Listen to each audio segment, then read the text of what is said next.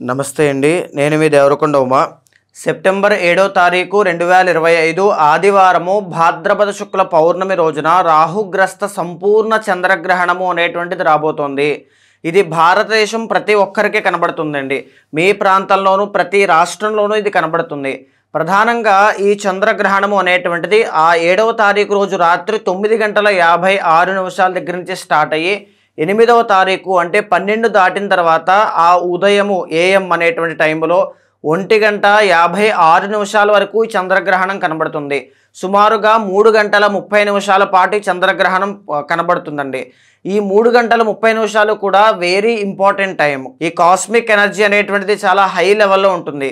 ఈ చంద్రగ్రహణము అనేటువంటిది శతభిష నక్షత్రం, పూర్వభాద్ర నక్షత్రం కుంభరాశిలో పడుతుంది కాబట్టి మేజర్లీ ధనిష్ట 3, 4 పాదం వాళ్ళు కావచ్చు, శతభిష నక్షత్రం 1, 2, 3, 4 పాదం వాళ్ళు కావచ్చు, పూర్వభాద్ర నక్షత్రం 1, 2, 3 పాదం వాళ్ళు కావచ్చు.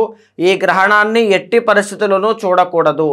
ఆ సమయంలో కొన్ని జాగ్రత్తలు ఏమిటి అంటే, ఆ సమయంలో భోజనం చేయొచ్చా? ఆ సమయం జనరల్లీ రాత్రి కాబట్టి భోజనం చేయాల్సిన అవసరం ఉండదు. కాబట్టి అయినా సరే 7వ తారీఖు రోజు రాత్రి సూర్యాస్తమయం అవ్వకముందే భోజనం చేయడం వల్ల, సరైనటువంటి ఆహార నియమం పాటించడం వల్ల చక్కని ఆరోగ్యం ఉంటుంది. దాన్ని బాగా గమనించండి.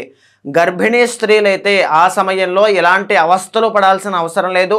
అర్ధరాత్రిది వచ్చి వెళ్ళిపోతుంది కాబట్టి ప్రశాంతంగా నిద్రలో వెళ్ళిపోతుంది కాబట్టి భగవన్ నామస్మరణ చేసుకుని పడుకోండి. ఎలాంటి అవస్థలు ఇబ్బందులు ఏమీ రావు. ప్రత్యేకమైన నియమాలు అవసరం లేదు. ఇంట్లో ఉండి నిత్యము ఆరాధన చేసుకునేటువంటి మహిళలు, దైవారాధన చేసుకునేటువంటి వాళ్ళు పూజా సామాగ్రి తర్వాత ఇల్లు శుభ్రం చేసుకోవడం ఎప్పుడు చేసుకోవాలి అనుకుంటే 8వ తారీఖు సూర్యోదయం అయిన తర్వాత ఇల్లు శుభ్రం చేసుకోవడం, పూజా సామాగ్రి మొత్తం అంతా కూడా దేవుడి యొక్క చిత్రపటాలు కావచ్చు, దేవుడి యొక్క విగ్రహాలు కావచ్చు, అన్నీ ఒక్కసారి శుభ్రం చేసుకుని అన్నీ చేసుకోవడం 8వ తారీఖు సూర్యోదయం అయిన తర్వాత చేసుకోవాలి. అయితే ప్రధానంగా ఏమిటి అంటే, ఈ యొక్క చంద్రగ్రహణ సమయంలో ఏమేమి చేస్తే మంచిది అంటే, ఎవరైతే స్పిరిచువాలిటీ కోరుకుంటూ ఉన్నారో, మెడిటేషన్ ప్రాక్టీస్ చేస్తూ ఉన్నారో, మంత్ర అనుష్ఠానం చేస్తూ ఉన్నారో, లేకపోతే మంత్రసిద్ధి కావాలి, దైవబలం కావాలి, కష్టాలు ఎక్కువగా ఉన్నాయనుకున్న వాళ్ళు చంద్రగ్రహణ సమయంలో ఏ గ్రహణమైనా సరే ఒక్క నిమిషాన్ని కూడా వేస్ట్ చేయకుండా తనకున్నటువంటి ఉపదేశం ఉన్నటువంటి మంత్రాన్ని సాధన చేయడం ద్వారా కానీ, అనుష్ఠానం కానీ, శ్లోక పారాయణ కానీ, మెడిటేషన్ కానీ ప్రాక్టీస్ చేయడం వల్ల అపారమైనటువంటి శక్తి అనేటువంటిది వస్తుంది. ఆరా అనేటువంటిది కొన్ని 100 రెట్లు డెవలప్ అవుతుంది. ఈ విషయాన్ని బాగా గమనించండి. ఎవరైనా సరే చేయొచ్చు. మీకు ఇష్టమైనటువంటి దైవాన్ని, కులదైవాన్ని తప్పకుండా ఆరాధన అనేటువంటిది చేయండి. అయితే ఈ పూర్వభాద్ర శతభిష నక్షత్రం ధనిష్ట 3, 4 పాదం వాళ్ళు ఒకవేళ గ్రహణాన్ని చూసినా చూడకపోయినా ఎలాంటి పరిహారము ఆచరించాలి అనేటువంటి చూస్తే 8వ తారీఖు సూర్యోదయం అయిన తర్వాత ఖచ్చితంగా దానం చేయాల్సినవి కేజీంపావు బియ్యం దానంగా ఇవ్వండి, మినువులు దానంగా ఇవ్వండి. ఎందుకు అంటే రాహుగ్రస్తము కాబట్టి మినువులు దానంగా ఇవ్వాలి. వెండి చంద్రబింబము చిన్నది, ఎంత చిన్న సైజు అయినా పర్వాలేదు మీ శక్తి బట్టి వెండి చంద్రబింబము అనేటువంటిది ఒకటి దానంగా ఇవ్వండి. చిన్న రాగి పాత్ర అనేటువంటిది ఒకటి దానంగా ఇవ్వండి. నువ్వుల దానము అనేటువంటిది చేయండి.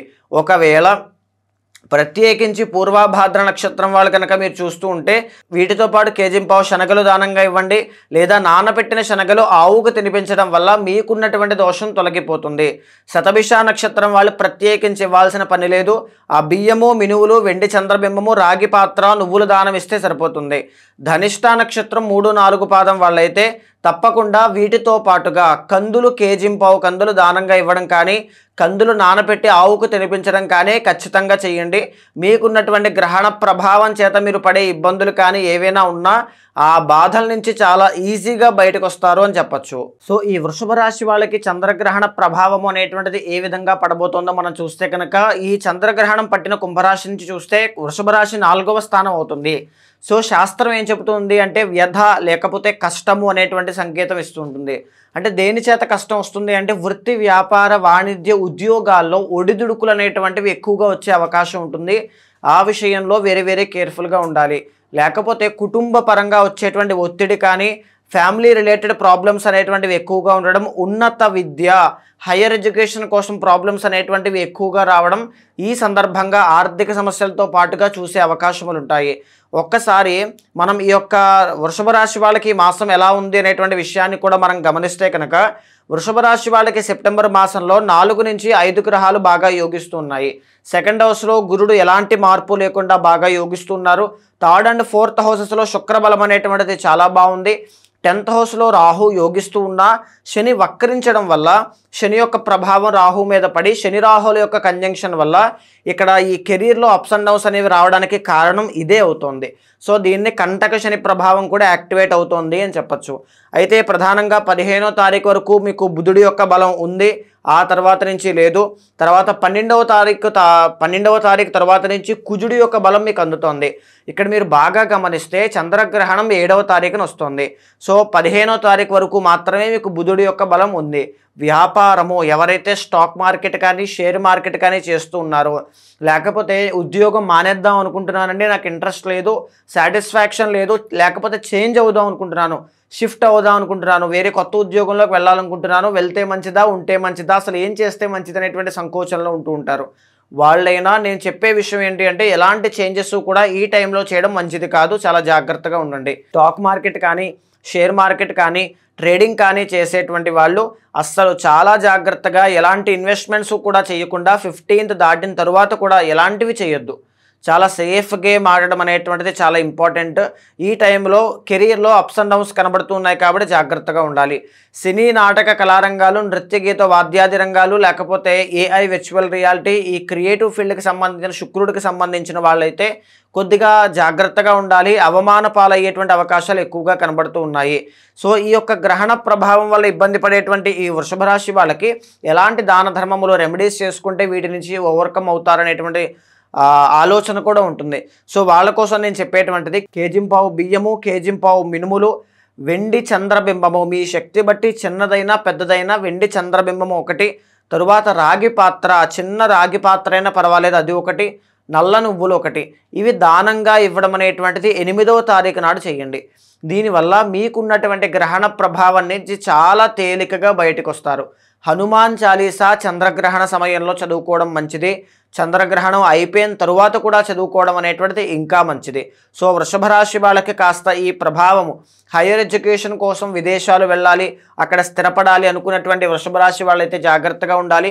ఎస్పెషల్లీ విమెన్ అయితే మీకు ఈ శుక్రుడి యొక్క ప్రభావం చేత పీసీఓడి కానీ పీసీఓఎస్ కానీ హార్మోనల్ ఇంబ్యాలెన్సెస్ కావచ్చు, థైరాయిడ్ ఇష్యూస్ కావచ్చు, ఉమెన్ రిలేటెడ్లోనే ప్రాబ్లమ్స్ అనేటువంటివి ఎక్కువగా వచ్చే అవకాశములు ఉన్నాయి.